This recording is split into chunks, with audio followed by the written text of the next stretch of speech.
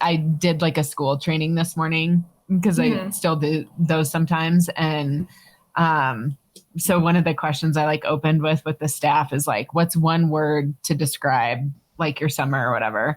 And I was laughing because like literally the only word that I felt like was mine was like feral. Like I just felt like no, I just like everything has been like we're just feral. Like our kids are like. I'm gonna go ahead and Google what that word means on the other screen here. What the hell? What does that like even a feral mean? cat where you're just like uncivilized, uncivilized. Like living, a stray cat. Okay. Yeah, like living, just like eating whatever. Dude, yeah. I need them to go back next week. Like when do they go back? Oh, next week. Okay. Next week. Yeah. It's just like I feel like you're kind of like us. I'm very. Like I need my routine. And so the hard part is everything is like piecemealed right now. And so, like we're still working, but like the kids are home sometimes they're not, sometimes they're somewhere else, or they have like practice or, and it's just like, dear God, like I need like on Mondays, this happens, on Tuesdays, this happens. Yeah. So. Yeah. I don't know how you balance that with business, having to pick up kids, drop them off places. Yeah. I can only imagine. I mean, you just have to be able to work remote from wherever you're at, which is nice. Like, take your laptop everywhere. I have like multiple setups, at our house, just to jump on, but yeah, everywhere with the cell phone and the laptop, that's helpful. And never be too far from home. Yeah. I know you do. Yeah, it's a lot of work. Okay, well, let's get right into it. So you are obviously doing an awesome job in real estate, but I would love for you to kind of talk about how you got into the business from what you were doing before. Oh yeah, it was a kind of long journey. It wasn't a direct linear path for sure. I think that's probably most people. But I came out to Denver for in 2015 to get a master's degree in sport and performance psychology. And I didn't really know what that meant or what I wanted to do. I just knew that I really liked the idea of like tackling your mindset and kind of performing at an excellent level. And so that's what really drew me to that. And I started a private practice with someone I went to grad school with when we graduated. And I like to joke that I was playing pretend entrepreneur because I was like, I went to school for psychology. I can start a business. And it's like, well, those are very different skill sets. But I really did like the kind of business management side of things. I liked having control over my own schedule, my own life. And when I discovered that the sports psychology world just wasn't the right fit long-term for a variety of reasons, getting into real estate was really like a pragmatic decision. It wasn't there's not like a romantic story behind like discovering and falling in love with real estate. It was sitting down and literally writing down every job I'd had since I was like 15, what I liked, what I didn't like, what came naturally to me, what I felt like was always going to be like pulling teeth for me, no matter, what the job was, and what I wanted out of life, and just literally charted out like, who am I? What am I good at? What do I want out of my life? And real estate kind of seems to be the thing that fit when I reverse engineered it that way. And I love it. I mean, I now can say that I really love and am passionate about real estate. But yeah, it was really like a strategic, pragmatic decision at the jump, and not, I didn't have this dream for my whole life, but that strategy has worked out for me. That's an interesting practice that you sat down and wrote out like what you're good at, how you want things to look. I feel like, I never did that. Did you do that? No. I just backed into mortgages, So that's cool that you had the wherewithal to put that together. Where did that come from? Like what gave you that idea?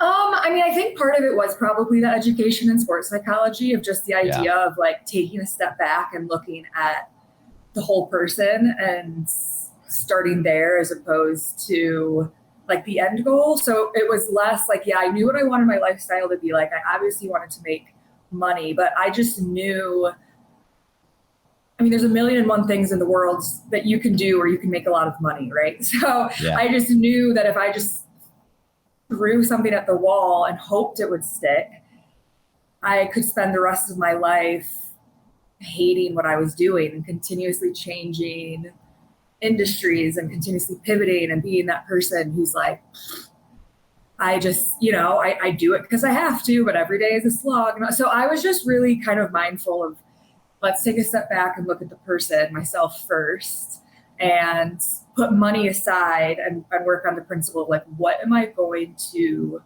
enjoy, and just trust that that will lead to money naturally if you're doing something that you like and enjoy and are good at. So yeah, I think the sports psychology, as opposed to just looking at the problem the person is bringing you, saying like, let's take a step back and kind of look at the whole picture a little bit more.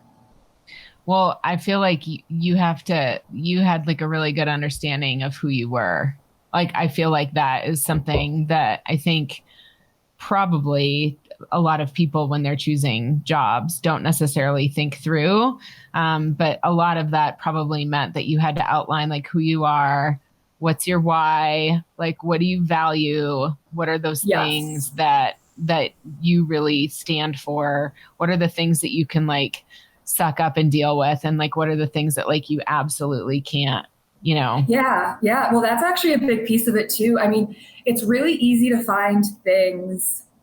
I guess it's not really easy, but it's easier to find things that you're good at and that you enjoy, as opposed to figuring out what bullshit you're good at dealing with. Like I feel like if you can figure out the bad that fits with you and your personality, you're on a much better track, because there's a lot of things that naturally fit well with you and are going to be easy, but it's finding a career or industry where the bad part works for you. And yeah, maybe you don't enjoy that bad part, but you know that will work for you. So like for real estate, I think one of the biggest barriers for people is the fluctuating income. That's a huge one that people don't think about enough before they get into this. But to me, I had spent 10 years working in restaurants. So to me, that was the only way of making money. Your life. I really do. Yeah. So to me, and like the idea of having to work weekends and a different schedule from my friend, like that is stuff that I know for a lot of people is enough to make it not worth it. I have a lot of friends that just the fluctuating income and not having health insurance and having to work Saturdays and maybe Sundays is enough to be like, that's not going to work for me. But I just knew those things don't really bother me. So if that is kind of the barrier for a lot of people in this industry, and I can eliminate that barrier just because it's not something that naturally exists for me, maybe I put myself ahead of a lot of people naturally just by being a little bit more reflective about it. And not being afraid too of the highs and lows, because you got in a really good market, right? Like was it 2021 when you started? Yeah.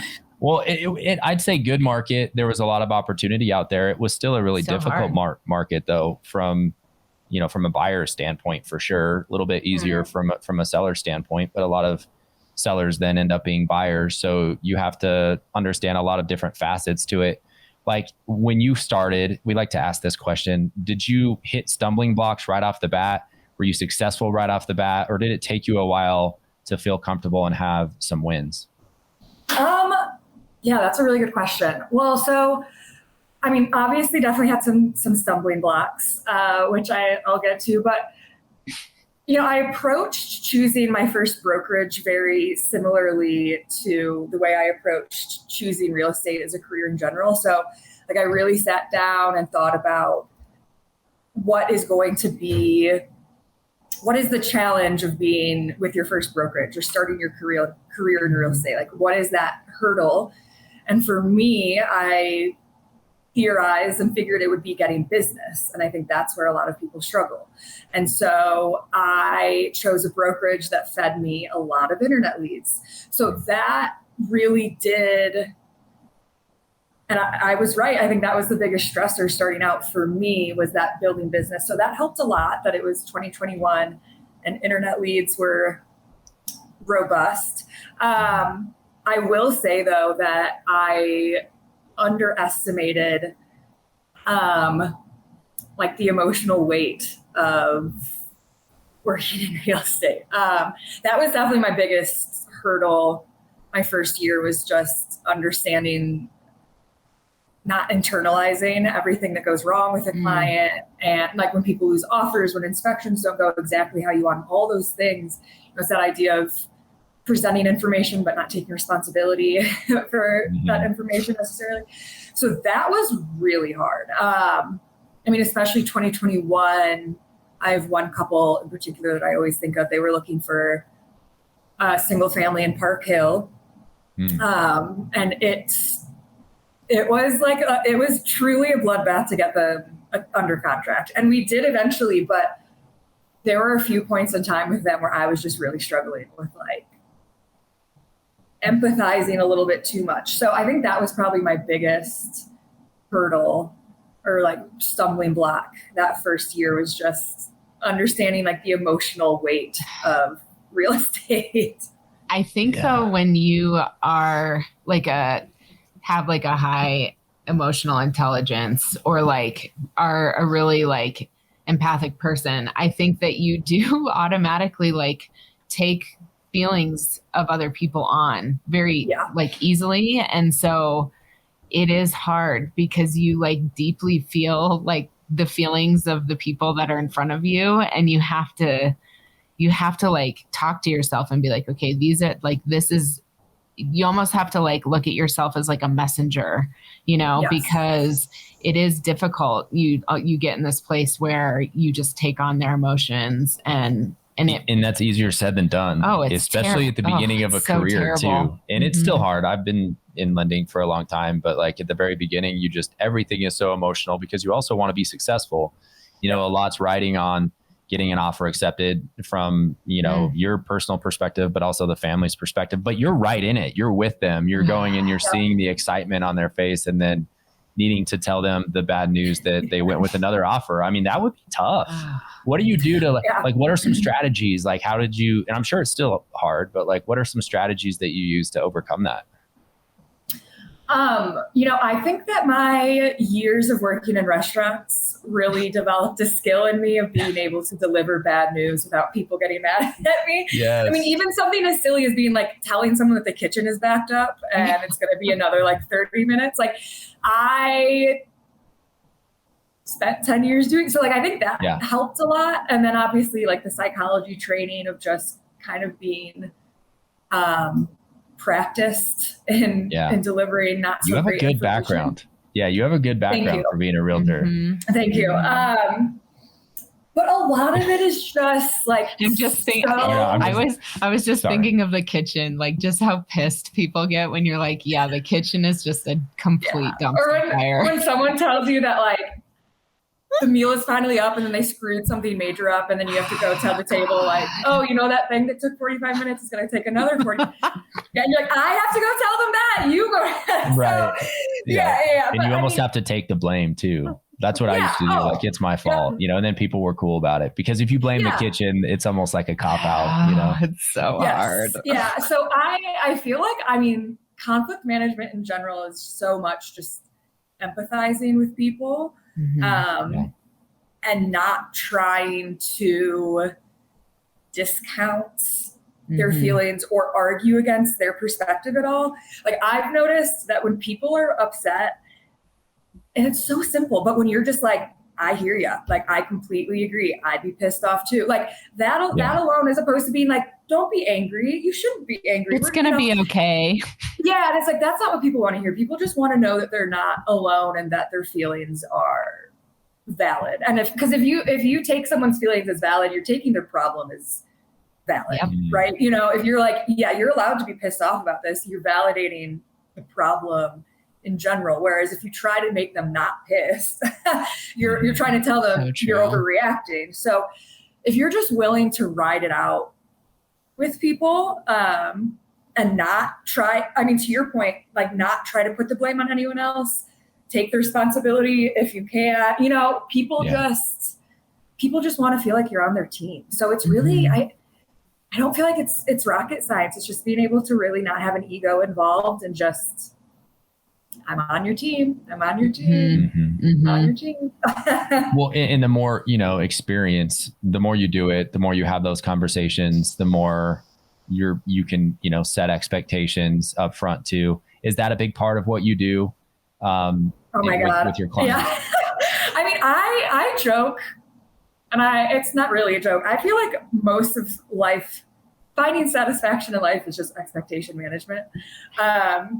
Like I want to start taking you to my trainings, because this is literally all I talked about this morning. Okay, keep going. This is great. Yeah, I mean, it's so true. I mean, I really genuinely feel like so much of life is expectation management. And with real estate, like I learned when I was first starting, I wouldn't necessarily have the conversation with buyers ahead of time about the market we're dealing with, or be as blunt about it, because I didn't want to scare them away and scare away business. Whereas now I can have the confidence to be like, listen, there's a good chance we're not winning your first or second offer. It might take 3 or 4, but that doesn't mean we're doing a bad job. You know, that's just Denver. That's this market. That's what it means to da-da-da-da-da-da. So expectation management is huge. And now I have people where I give them that spiel about like, we probably won't win the first offer. And then they do win their first offer and they're like, and they feel so great. You're the best agent of all time. So, isn't it amazing though, if you said it the right way, and then you can just come back to that conversation? Yes. Yeah, exactly. We talked about this. Yeah. You knew this was coming. I had someone at my first brokerage that would always say, it was like, no, I don't remember exactly what the saying is, but it's something along the lines of like, when you tell people what's going to happen and when it's going to happen, when it does, they won't be upset because you preps them with that. So that's huge. Why do we feel like, I've always tried to figure this out. Like, why do people not set expectations from the get-go then? Like, do you think that it's a fear of losing out on business, or like saying a really hard thing and like, hopefully they won't have to deal with it, and so they'll just deal with it when it comes up? Like, do you think it's that? Yeah, I think that there's a fear of scaring people away. And I think that there's a fear when you're, you know, like a realtor or a loan officer, and there's a million of us that you can choose from. I think that there can be a fear of, if I scare this person away or leave a bad taste in their mouth, they can easily just go and find someone else that, you know, can paint a sunny, rosy picture for them. Then maybe that's not going to work out, but it feels nice from the jump. So I think there's just that fear sometimes of, you can leave and find someone else immediately. There's almost like a rejection that comes with it. And then I also think when you're somewhat newer, there's also sometimes a fear of getting pushback on the expectations you're setting or the boundaries that you're setting. And when you're newer in an industry, it's a little bit harder to feel confident and like standing behind those expectations or those boundaries that you're setting. I feel like, I think you worded that really well. It is, you have that, it's a mindset thing. And when you're newer or when you're slower, because I'll still run into this too, like you start taking more chances, you start to have that scarcity mindset. It's hard to have an abundance mindset when you're not confident and when things aren't going great. But I think trying to teach yourself how to have that abundance mindset before you have the confidence is a hard thing. And that's why I like talking to people like you that like come into a new industry, they're successful right off the bat. But you also have those mindset pieces to where you're probably learning pretty quickly too. Like you said, one of the first things you learned was that emotional roller coaster that you go on, and didn't realize how like impactful that would be. But then you probably fixed it early, or at least were aware of it so that you could, have success from there. But that's why we like talking to people like you. Now, how do you continue to, as we go, like the market is still it's mid 2023 right now, or I guess we're getting towards the end of 2023. Still a really tough market. like for us, we pay close attention to things that we can control outside of business. Tell us about you and your maybe morning routine, or just some practices that you do in terms of personal or professional development that help you keep going, keep you sane. So physical fitness, working out, just like movement has always been like a really stabilizing force in my life. So even if I'm just going on walks a lot, like I'm always moving, and my like anxiety and stress manifests very physically. So I have to be moving a lot. As far as real estate, it kind of leaves no room to hide as far as like your personal shortcomings or places for improvement, just because so true. Like it's being commission based and having to find your own, like there's just, your weaknesses will come out. And so I've learned with myself, I have to treat myself a little bit like a child, because I'm really like scatterbrained and ADD minded, which is one of the reasons real estate works great for me, because I'm never doing one thing for more than a small chunk of time. I'm always all over. So it works really great. But I've learned that I have to like put safety guards on myself. And for me, that is the morning routine of taking time to journal and meditate and do affirmations, and then like handwrite my to-do list for the day, and what I'm going to do. Because if I'm not like, again, treat myself like a child, if I'm not like writing it down, it'll, it's going to get lost in the whirlwind. So that's a big thing for me. And then that also is what allows me to center myself on like, I'm a bigger picture as a professional and as a person, like who am I trying to become, and what can we be doing in this day to take steps toward that. So my morning routine is like of the utmost importance. Yeah. And again, just because it's with something like real estate, you can't just like be willy-nilly about it and just hope that things fall into place. That's just not how it's going to work. That's so funny that you said you have to like treat yourself like a child, because we were having this conversation over the weekend because we have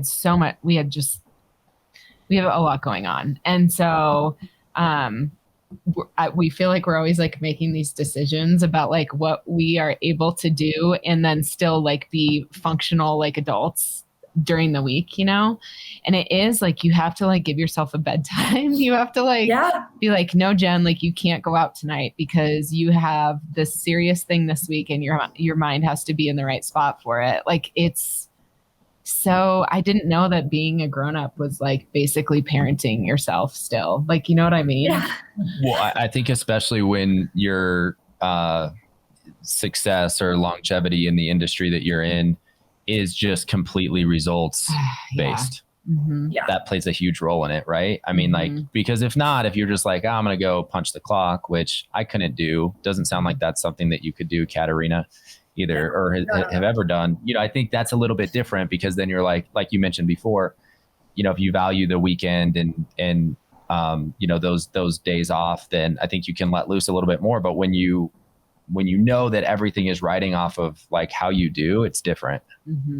Yeah. And Jen, you actually made me think of just thinking about like fun things too. I've learned that I have to like schedule self-care and like taking care of myself. Otherwise I'll be one of those people where it's been like, when was the last time that I like spent 24 hours like off the grid, like not thinking about work at all. And that gets really tough. I mean, my whole life, I've never been like a punch the clock kind of person. So it's not like I'm used to having, the 2 days off every week, but it is really hard when no one is telling you like, this is the downtime where now you're allowed to relax and recoup and recharge. So that's another thing I've been learning, is that if I don't like put those things in my calendar, like the fun things and things to look forward to and trips, it won't happen. And that's also really unhealthy and not productive.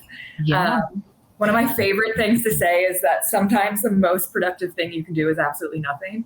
Like, cause sometimes you work so hard that like, it's time to do, if you keep working, you're not going to work well. You're going to be sloppy, or your mind's not going to be there. So that's been another big challenge, is just learning to schedule time to myself, and that it's okay to take days where you're like, and do not disturb is on for the rest of the day. Yeah. That's a great point. And I think the one thing that you said, which I think is really important, and something, I don't know, I feel like I'm in the midst of this. So it's just something I'm thinking about a lot, is like, you're going to get lots of, things thrown at you where it's like, hey, come do this or come do this. And to be really thoughtful and intentional of like, is this fun thing that I'm doing, like, giving me peace and space to like, and because sometimes it doesn't. And so you have to kind of figure out where you're at. And absolutely, there are times where like there are fun things that you can go do that take more out of you. And those are fun and important to do. But I think like, I'm just trying to like really think about like how, like, what are ways that I can protect my peace, because we have all of this chaos like going on around us a lot of the time. Like, you have to be really thoughtful about that so that you can think clearly in those moments where it's like really hard, Yes, exactly. And that's what it is. It's being able to be in a place where you have some level of peace that you can tap into so that you can access that. Because I've noticed I've had times where I'm just like, my threshold, my limit is like, I'm right there. And it's just, that's not a good place to be in. Yeah, no, and I think physical activity, I mean, I can always tell, like, on the days where, because I try to do like 5 or 6 days a week of like exercise, but every day I'm like at least walking. And when we don't do that, I can immediately tell that my like mental state is in a way worse situation than like normally is. And so I think that starting your day off or like getting outside and walking, like that really can impact you in ways that like you don't even really like, you can't even articulate, because it's just, but it really does impact you in a mental way and a physical way. Yeah. Can you tell us a little bit about the sports psychology background and like exactly what you did? Yeah.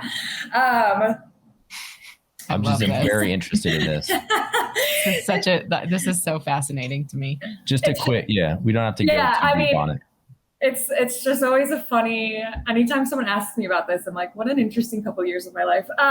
It just feels like such like a different lifetime. But so the idea of sports psychology in general is, it's basically just the psychology of excellence. And so in the way that traditional psychology is identifying something wrong and trying to bring you back to like baseline normal, sports psychology is assuming you're already baseline pretty normal and trying to elevate you above that. So it's kind of a completely different approach to psychology. So it can be applied to anything that's performance-based. Sports is just kind of the most obvious or easiest place to kind of park that. But musicians, like I had professors that worked with professional musicians, business people, first responders, that's another one. But anyway, so it was doing one-on-one workshops or like team settings of teaching different aspects of that, like elevated psychology. So motivation, goal setting, confidence, stress management. That was a big one, of course. So all of those things that your normal person who's not, diagnosably struggling with anything, what are those things that your day-to-day person just struggles with as, a part of being a human being? And how can we address those things so that you're just more excellently going through life? Now, would you get a lot of parents putting their kids in programs like that? Yes, it was mostly kids that I was working with. I should also say the military is another big avenue. Yeah, so that was actually the route that I was going to go when I graduated. I've got a lot of military in my family, and so I was going to, I had accepted the job and everything, and I was just waiting for a location. But yeah, so that's a really big area where they do that. But I was working a lot with kids, and a big part of that is it's just a really like luxury service. It's not something that like health insurance covers or is considered like essential. So it was a lot of people with a lot of disposable income, we'll say. Gotcha. Yeah. I would think, I mean, we could, and you know this because we've talked to you about it, but our kids are in high level sports, and I used to coach in high school. And they're 7 and 8, by the way. 7 so and 8. As high level is. They're in the highest level that an 8-year-old. Just kidding. No, and I coached high school. I think it's been, since Ava was born. So it's been about 10 years. But what's fascinating to me is how different the kids sports are now. And yeah, they're so different. It's like, it blows my freaking mind. Like whenever I think about it, it's so different. But there is this whole piece of that mental aspect that I think, people are more intentional about now with like coaching. And it is interesting from, a perspective of being a parent and a past coach. I think for me, sports is incredibly important. But I think it's important in the sense of like teaching life skills around like how to work in a group or how to go through hard shit and realize that you can do it. And it's a hard line. And I'm sure that you saw kind of both sides of that line, I guess, with like, at what point is this maybe not a positive experience for kids? I don't know. Yeah, well, it's interesting because like when I was a kid, I played like community soccer leagues were a big thing where it was like, I'm sure you paid something, but it was like the cost of your t-shirt, right. $20. And it was like parent volunteers that were coaching, and like that was totally fine. Like people would feed from those community programs into like playing for their high school team.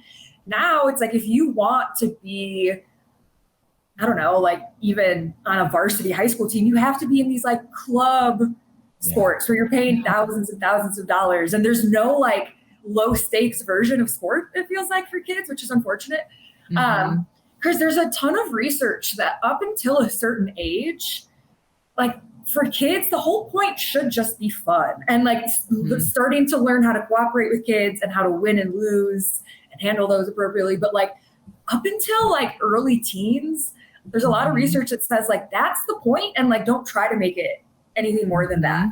Even if your kid has like professional, even if they're the prodigy standing in front of you, until a certain age, it doesn't make sense to try to like pound being a professional athlete. So there is that aspect where I'm like, for a certain age, it might make more sense for sports psychologists to work with the parents than the kids and say, I love that. These are the opportunities for you to demonstrate good life skills for your kids, right? Like these are the conversations you can have in the car on the way home. These are the way that you frame things like losing or not getting those kinds of things, as opposed to like sitting across the table from a 7-year-old and being like, tell me about your stress. And they're like, what? They're like, what? Yeah, I'm hungry. Like, yeah, exactly. Like, sometimes my stomach hurts. I'm like, okay. So it is interesting. Like there is a point where it's like, I think for a good chunk of childhood, just gotta let them play, and just through example, a lot of times how to respond. Yeah. Well, I think you made a really good point, because I think a lot of it is like pulling those pieces out of things that happen. Like our son last night ran a ton at the end of practice, at football practice. And it was, the conversation was like, dude, you just did this like really hard thing. You probably didn't know that you could get through it. And like, look, you did, like you got through it, and that's awesome. And like, that's the lesson that I wanted to get, and so I think that is really important, because you can use those things that happen to them during sports to teach those skills that we know like make them successful adults.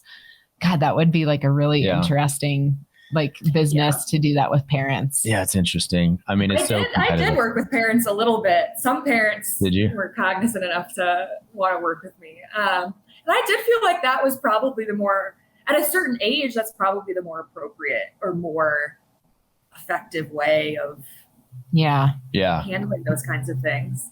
Right. But that's my opinion. No, well, and I think it's crazy because people just get so caught up in it, and there's like just so much competition. I constantly have to bring myself back and just even have that conversation like, hey, they're 7 and 8, so like they have plenty of time, and they'll grow and adapt and they'll change, and and one day it's not going to really matter. Like I understand that, like that's so true. Like being an athlete was a huge part of my life until I was like 18. Like that one, and now like I'm physically active. Here we are.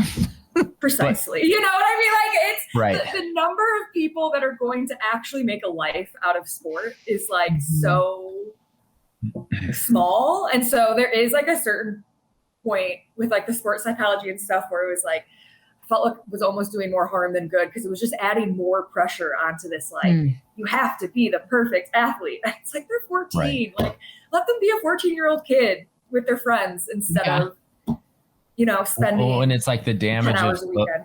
Right. And it's like, if you're going to put everything on that and then it doesn't work out, then what sort of damage is that going to do to your kid, because then they're going to be 18 and their identity is going to be wrapped up in something that they failed at. Yep. And then they're going to become a coach for some private club, and then they're going to push all their unfulfilled dreams onto their team, and the cycle will continue. It's so interesting. Yeah. Oh, I would love to hear your stories. I've got, Oh yeah. It was a good experience. I mean, it was. Right on. I just wanted to touch on that. Yeah, I think that's really interesting, and I think that and like that information is important to be out there. And like you said, it's all transferable skills to business. So I think that's super cool that all the stuff that you taught other people to do is helpful for you in your business. Yeah, absolutely. Like I always tell people, like when I do consultations with people, with like buyers or sellers, I feel like I'm able to dig in a lot more into like why people are doing what they're doing, or be able to get to like a much better understanding of talking to them about like goal setting and maintaining your motivation even when you've lost 3 offers and those kinds of things. So I joke sometimes that I have a useless master's degree, but I really don't. I use it a lot. I use it a lot. I use it a lot. Well, in sports and in business, we fail a lot. It's a huge part of what we do. Yeah. So maybe talk a little bit about that. Like, what's your relationship with failure? And tell us some maybe experiences that you've failed that have made you stronger.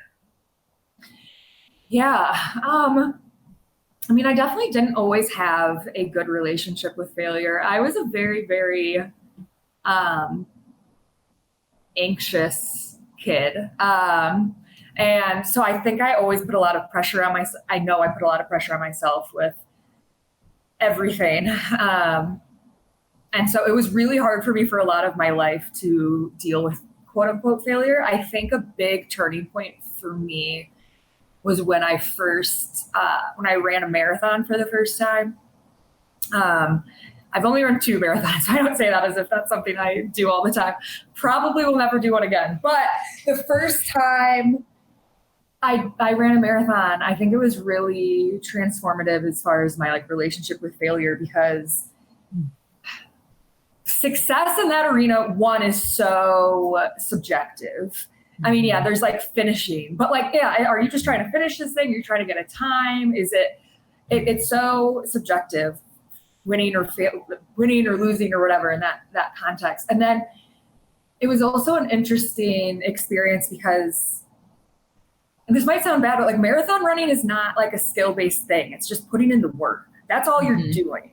Like there's not skill behind running for 3 hours straight. You've just put in work. Right? Like that's all it is. Yeah. And so that was an interesting experience of my confidence of like how much of life is just putting in the work, and how many times have I talk myself out of things because I don't have the skills, but maybe it's just putting in the work. So I think, again, that first marathon was a really interesting experience because I just put one foot in front of the other, literally and metaphorically.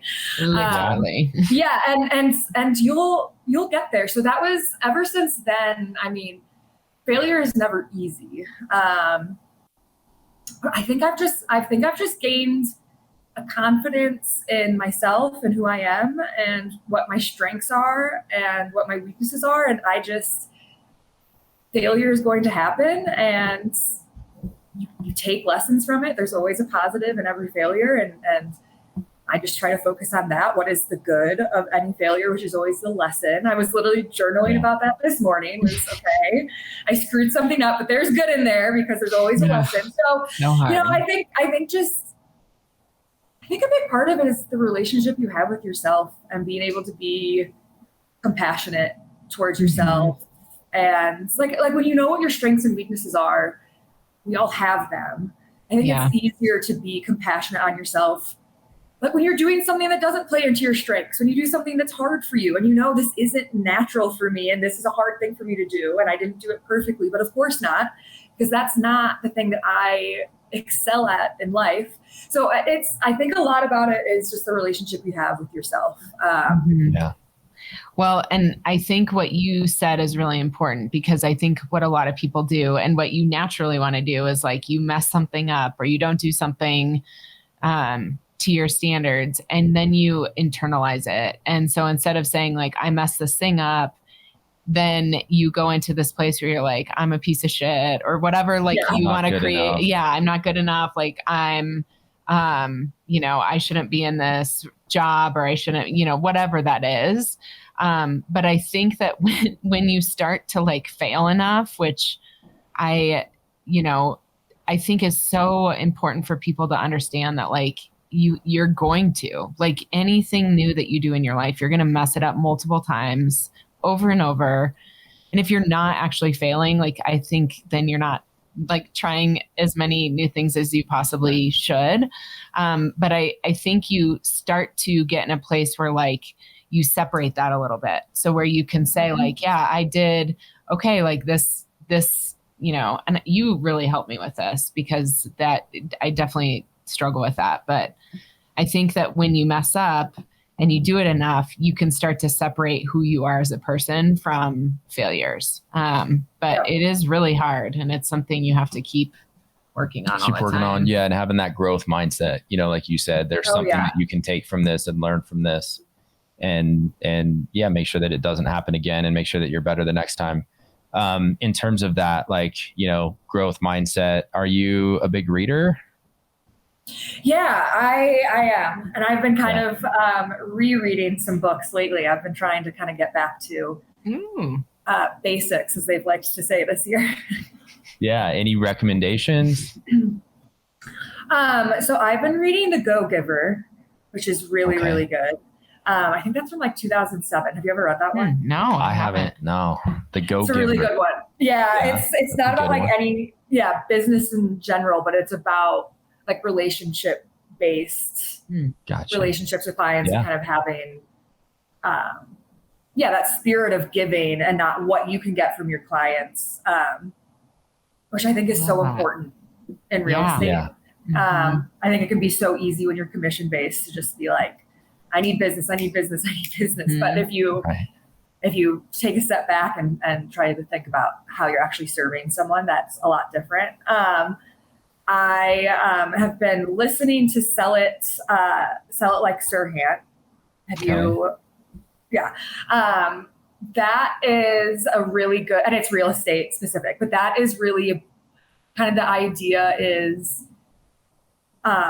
approaching building your business through like just being open to the world around you and kind of like attracting people to you just with an attitude of open-mindedness. So like the idea of like somewhere I've been applying this a lot is, I take my dogs to the dog park a lot.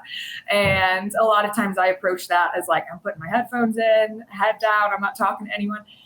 But instead I've just been going now with an attitude of being like, these are people in my neighborhood. Like, let's make small talk. And, meeting people that way. So just having like an attitude of openness.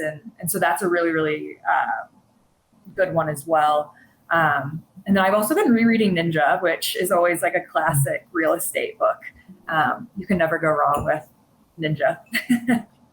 Yeah, it's always good to, if you read a good book like that and you get a few things from it, you know, go back to it. And like just those, like you mentioned, like the strategies in Ninja, and it sounds like the other book that you just mentioned, it's weird how just like one little tweak of like the way you're going about your day or your mindset can just like open up all of these new possibilities.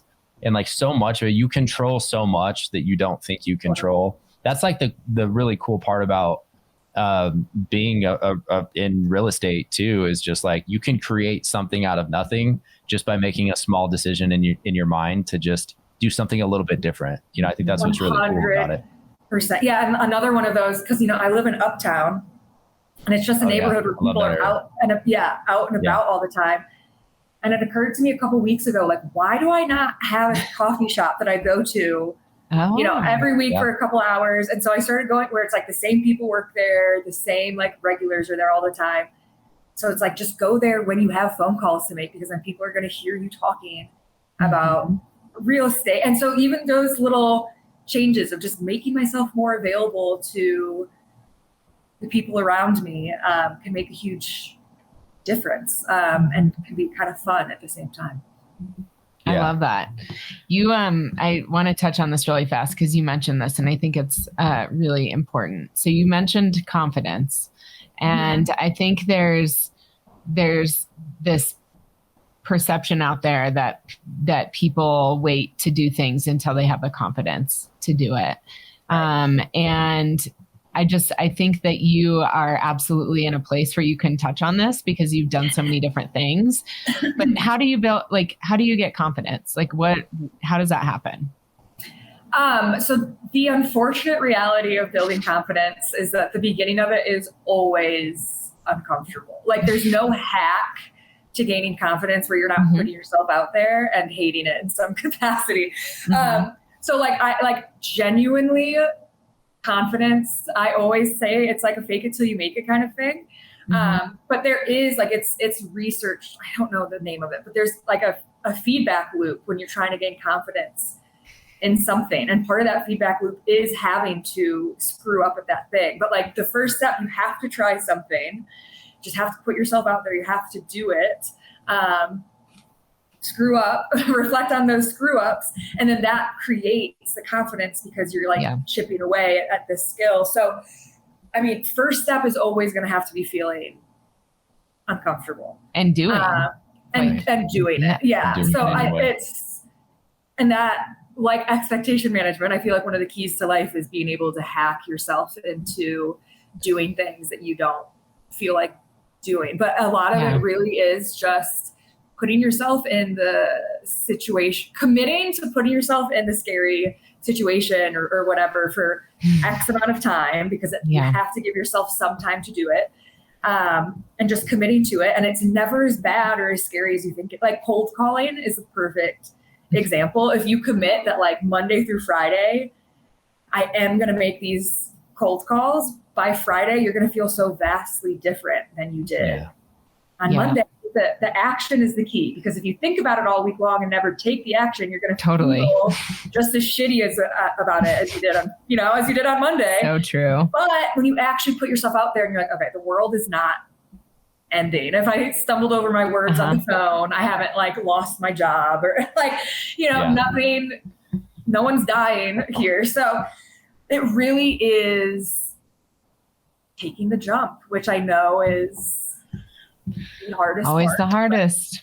Well, I think too, and like layering that with, you mentioned before, like going at everything that you're doing from a business standpoint with like the idea that you're just trying to help, and you're really just trying to add value.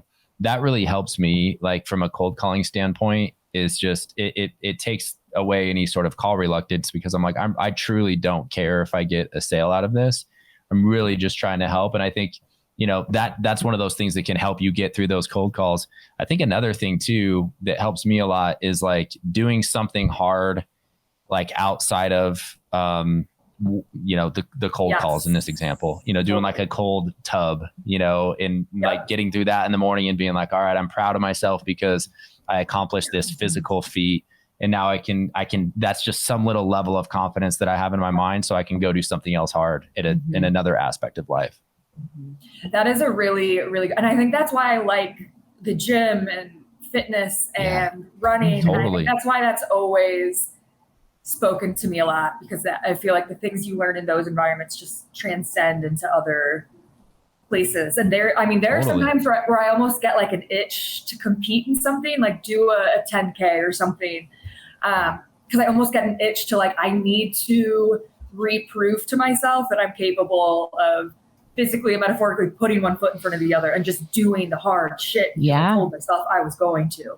And for me, signing up for like a running race is a good way to do that, because I've committed to no one but myself, but I'm committed to doing it.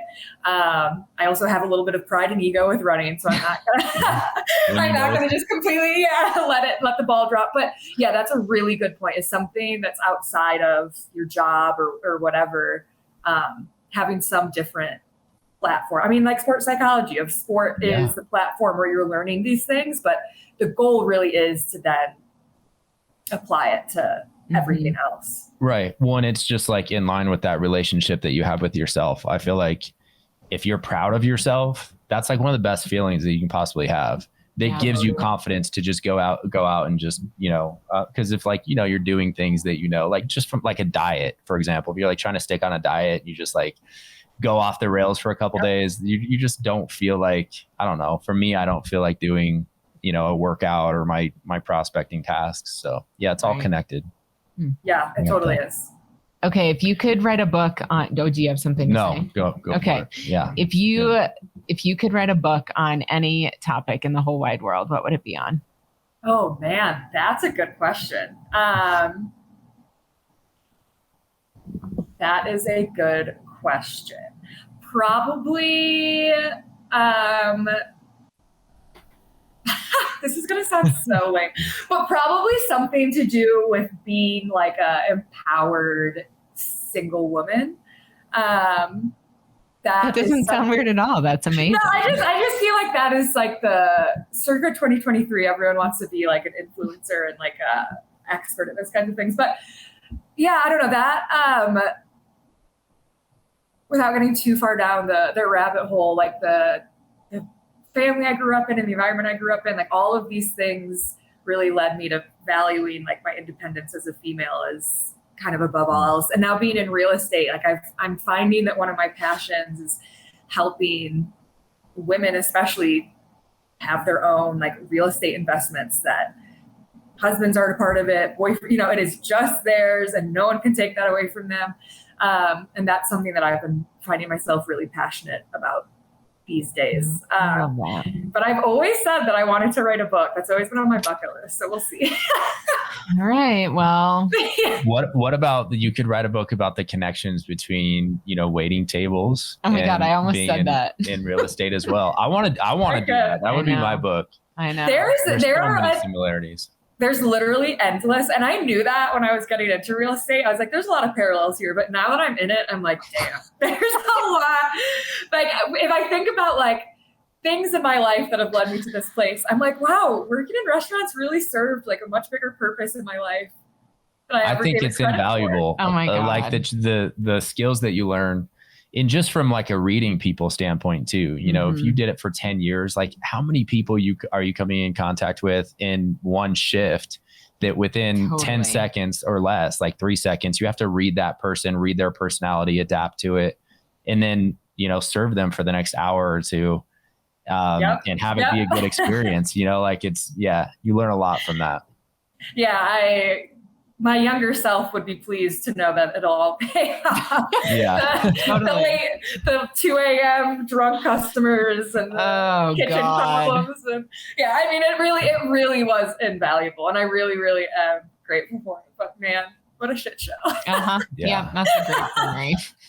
You got out of it though. And now you're here. You're doing real estate.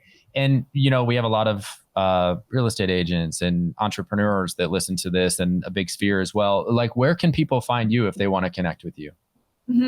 I am very active on my Instagram. That's probably a good place to get in touch with me. My 8Z website is also a good place to get some more information on me. But I'd say my Instagram, honestly, is probably the best place. I'm pretty active on there. And she's really fun to follow. She made me burst out laughing today. Wasn't that amazing? I'm not kidding. I was like waiting to like present to these people. I'm like in front of like 50 people and I'm reading this and I was like, that is hilarious. It was this email that she got. I got you. There's like 17 things about it that are funny. Like everything about it. The like coming to Croatia subject line, the Katarina and son, like everything about it every line was gold. I'll show it to you. It's really good. I'm gonna look it up. It was so perfect. That's a keeper. It's good. Yeah. Well, Katarina, thank you so much for joining us today. And to all of our listeners, thank you so much for tuning in. We really appreciate you. And we hope you have a great day. Anything else? No, Okay, I thought you were tapping me. All right. Thanks so much. Thank you.